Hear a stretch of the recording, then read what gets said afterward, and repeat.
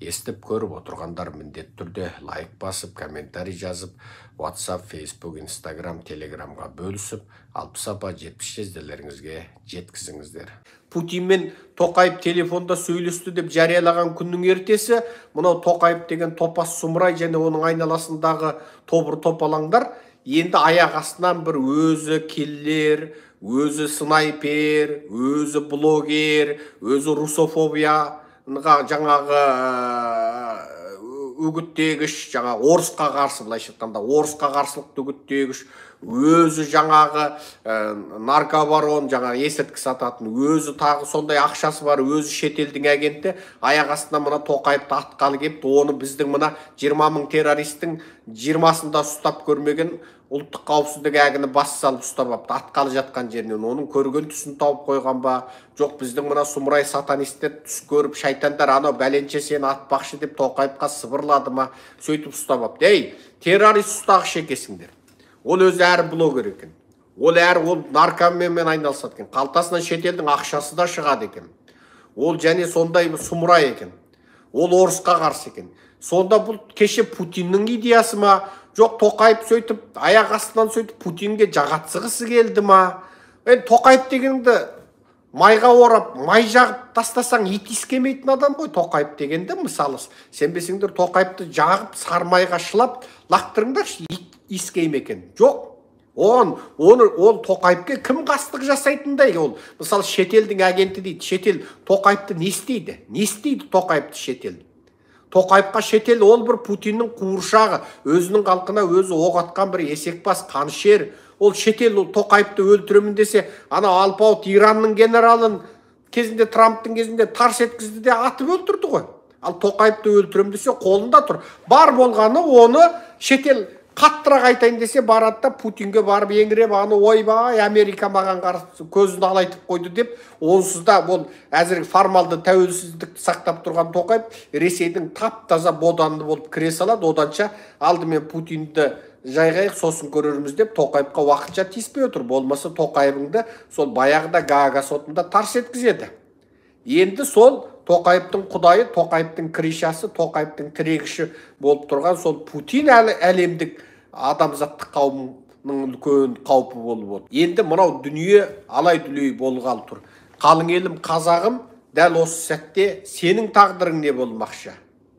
Сирия болып тасталқан боласың ба? Мынау 20 мың террористтен 20-сында ұстап халыққа дәлелдей алмағандар аяқ астынан ананы ұстай қалыпты. Бұның барлығы масқара, мына тобыр топалаңдардың, топастардың ойлап тапқан спектаклі. Мына Индияның Болливуды менен Американың Холливуды далада қалатын болды. Мына біздің есекбастардың мына фантазиясынан. Мына Назарбаев 30 жыл әбден миын улап, әбден ертегі айтып, неше түрлі адамның қиялына кірмейтін ертегін айтып, қазақты әбден улап болғанда, мына Тоқаев енді Назарбаев 2030-2050 дегенде бұл 2060 ойлап тауып, мына қазақ әйтеу не айтсам да сенеді деп өстіп шыға қалып отыр. Анау баяғыда Ахметбек Нұрсила деген бір есекбас болып еді ғой өзі. Қытайдың мына Алибабасынан, Алиэкспресстен тауар алып Қытайдың. Әшейін маған кел, мен Алиэкспресстен саған арзан дамбал, арзан байпақ алып берем. Мен оны әр дамбал, әр байпақты 200 теңгеден алам, саған 800 теңге берем, сен Барахолға апарып 1000 теңгеден сат, Шымкентке апарып 2000 теңгеден сат деп ақыл айтатын мына Ахметбек Нұрсила дейтін біреу болған. Өзі сол баяғыда Қазақстанда кредит алып $1 миллион, онысын қайтара алмай, одан Қытайға қашып, Қытайда 3 жыл қаңғып, Қытайдың ұлттық қауіпсіздік комитетінің жаңағы тәрбиесінде болып, одан Қазақстанға келгенде $1 миллион кредиті жабылып қалады. Оны кім жапты? Ол Қытайда 3 жыл жүргенде таба қойды ма? Қытай ешқашан шетелдіктерге ондай ақша табуға мүмкіндік бермейді. Сөйтіп келді де аяқ астынан бір-ақ күнде бұл алды да жаңағы өтірік ақыл айтып, елдің ақшасын алдайтын сұмырай болып шыға келді. Ол баяғыдан Қытайда бар метод, жаңа қалың ана пирамидалық қаржы пирамидасының алаяқтарын бірін-бірі құшақтатып, мен бір айда миллионер болам, 2 айда миллионер болам деп бірін-бірі сүйгістіп, мына 100 қатынды байғысы келген. Мына жақтан 100 еркекті бірін-бірі құшақтатып шығады. Ана еркектер мәз қалың қатынды құшақтаған, оның ішінде әдемісі бар, жуаны бар, орташасы бар, әйтеу бәрі құшақтап кеудесіне төсіне тигізтіп, жаңа бірін бір бетінен сүйіп, секіртіп, айғайлатып, құтырған адам құсап, мен бір айда миллионер боламын дегізтіп, сол Қытайдың методикасы, мына адам мотивация жасаймын, ой атам, анау мынау деп, сосын алады да қаржы пирамидасына салып кеп жібереді. Ахметбектікі де сол жаңа, ой сен өзіңе, сен жасырын күшіңді пайдалан, анау көмескі қуатыңды пайдалан, мотивацияңды пайдалан, ақ көк.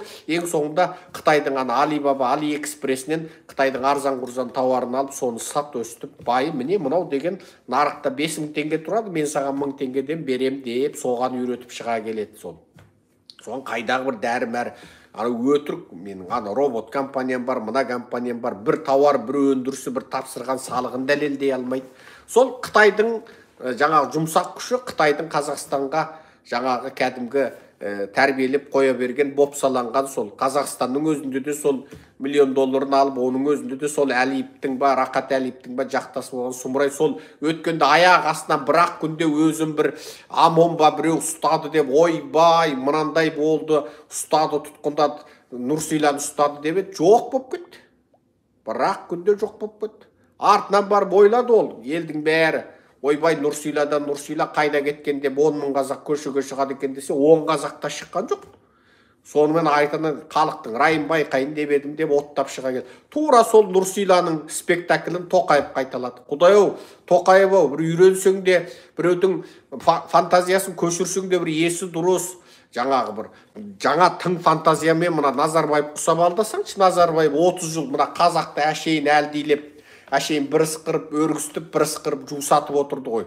Қазақ әшейін қой құсап, жаңағы шебер Шопанның қойы құсап, әшейін сөйтіп 30 жыл Назарбаевтың қиялы ертегісіне сеніп келді. Ой, енді сен мына Нұрсила құсап, аяқ астынан ұстап кетті, тұтқындап кетті деп Нұрсила мынау сөйтіп қой болып маңырап, әбден абыройдан жұрдай болған мына жарты бас, есек бас Нұрсиладан үйреніп, аяқ астынан ойбай кейлер келді, мені өлтірмекші екен, ол өзі русофоб екен деп енді Путинге жақатсығанда да соның бір қисынын тауып етпейсің ба? Мына Тоқаевтың айналасына өңкөй, арсыз, ұятсыз, жағымпаз, топас жаңағы сондай сұмырайлар жиналды енді. Қалың елім, қазағым, мынау дүние өзі алай дүлей болып астан-кестен болғалы тұрған кезде, мынау Тоқаев сияқты суми жарты басқарған елде сенің тағдырың не болады, соны ойлағанда күндіз күлкі, түнде ұйқы кетті бізден енді. Аман бол қалың елім, қазағым, аман болайық, оянайық.